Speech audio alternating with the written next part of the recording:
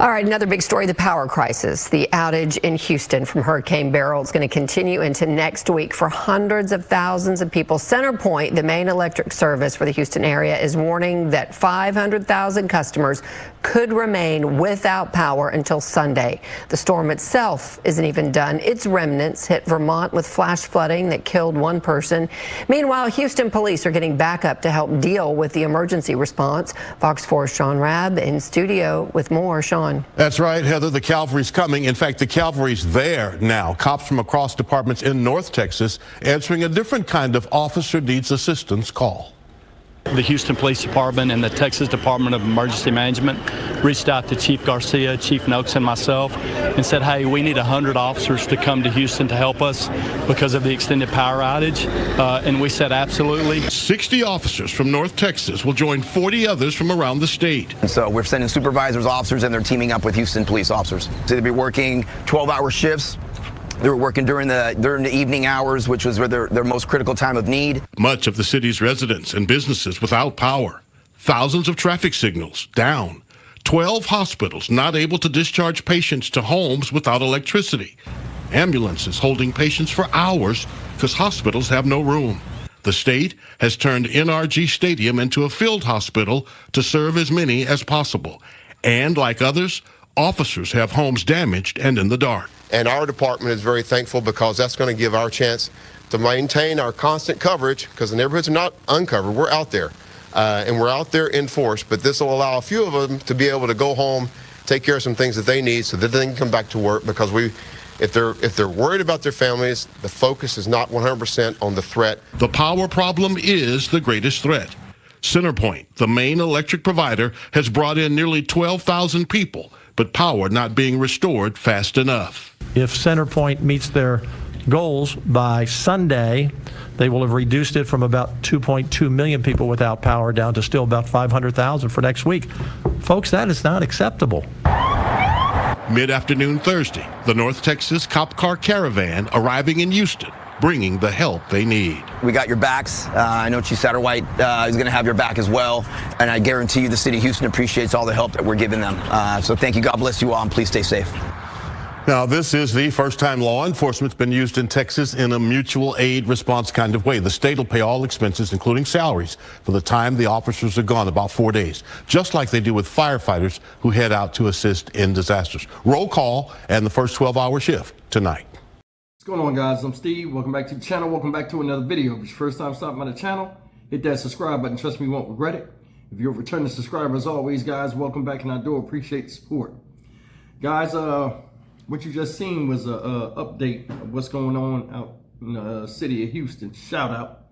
And the power outage crisis that they're going through, where a lot of people are in distress. Now, I got some, I put a community post up earlier. Some of my subscribers are on some of my videos, my past videos that I've done about Houston, and they're telling their story. In fact, I put some of their comments up about what they were going through before. Some of them left and some of them are still there and can't get out. Let me say something real fast.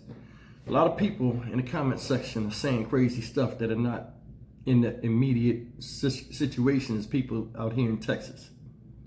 Let me say this. First thing is this. There are a lot of people that don't have money to get out of their current situation. Another thing is this. Just because the power's out doesn't mean the cell phones are not working. There are a lot of different things out there that they're trying to offer to these people, but unless they go to certain outlets or it's exposed to them, they don't know that they even exist. You know, my son got power yesterday, and he called me. He said he got power, so he's home. Now, I live close to him, and we haven't had our power back on yet. So I thought we were in the same grid. I guess evidently we're not. But you know, it's just one of those things, man. This is real depressing. I just ate some kind of like, I just got up too. This whole thing's messed up. Now they're talking about it ain't gonna be no power next week for a lot of people. Now, luckily, the temperature has dropped, you know, out here today, and hopefully to stay lower than it is, you know. I mean, I'm not in Houston, but I mean, I looked at the weather. but it's matching what's here. But I mean, that heat takes a while to dissipate, and a lot of people are going through it, man. I just wanted to, bring some light to some of the comments that some of my subscribers that are in Houston are going through. And as the world continues to pray for them and what they're going through out there, I just want to bring light to it. They're still saying that trucks are going to and fro and not doing anything. But I wanted to bring up some light of what they said in this, bring out some light of what they said in the thing. They said they turned NRG into a makeshift hospital. People can't be discharged from the hospital because of the heat situation. And hospitals are turning people away. Another thing is, a lot of these, you got to think about it. They got 12,000 energy workers coming. They were already prescribed to come. They're the ones taking the hotel rooms up. That's why people can't get rooms out there. Another thing is, it wasn't even hurricane season out here for Houston. And that's the big thing. Because people are like, wasn't y'all prepared? It wasn't hurricane season, guys. Hurricane season is like the middle of August, it starts. This came out of nowhere. And I mean, a lot of people say, oh yeah, well you had time, this and that. We went and listened to what the experts said. They said, hey, it's gonna go right through. It'll be a tropical storm depression. As soon as it was a category 1, which still counts as a tropical storm. The city's built for this. It still doesn't take away the fact that we wasn't prepared. Because I'm just sitting here thinking, this was a category 1. Could you imagine if it was a category 4 or 5 like Harvey was? It would have decimated the city. A city that's supposed to be built to withstand hurricane winds. This whole thing, man, I mean, people are pointing fingers. It don't matter with the arguing and all that stuff. Like Lieutenant Governor said, it's unacceptable. And it is. Nobody should be going through this at this time. But I mean, it is what it is. And, for me being from Houston, I've never had a problem with people in Houston, man. They always helped even when they, wasn't even called upon. Because they don't want to see anybody struggle. Houston is an awesome place with awesome people. And to have this happen to leaders of these awesome people, that's what bothers me the most. It shouldn't even be the way it is, but I mean, evidently, somebody goofed to drop the ball. But I just wanted to say that, man. You know what I mean? Prayers out to those that are still there and going through, the discomfort. And hopefully, it'll work out. I mean, it will. It ain't got no choice but to be all right. But I mean, sooner rather than later. I'm Stock Market Steve for the Dynamic Reason channel.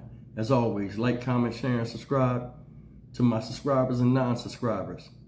I hope everything works out. Me and the rest of the community is praying for you. And hopefully I can get back soon. Beryl certainly taking its toll. Hospitals across the Houston area also swamped in the wake of the storm. We've seen crowded emergency rooms. 6 hospitals in Harris County right now still in what's called internal disaster mode. ABC 13's Luke Jones explains from the Med Center.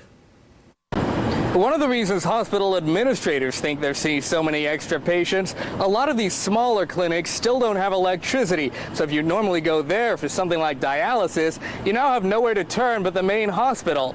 And there are plenty of people with healthcare needs still stuck in hot homes, unsure how much longer they'll be able to hang on. I'm keeping my insulin right now in my trunk on ice. It's the best Gunter Griego can do to save his 3-month supply of insulin after his Greenspoint apartment lost power. Now for 2 days I got a hotel room, but I don't have any more money to spend on a hotel. The lights are finally back on at half his complex, just not his half, and with a host of medical conditions, including diabetes. I definitely can't be in the heat. The medications that I'm taking, I'm on 6 of them, and I can't be in the heat.